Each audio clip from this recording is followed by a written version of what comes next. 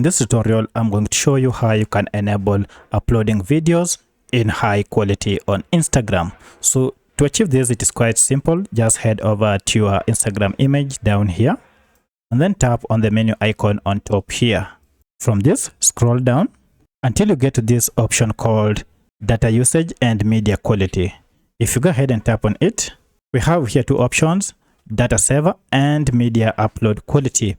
Now from here, go ahead and toggle on this upload at highest quality.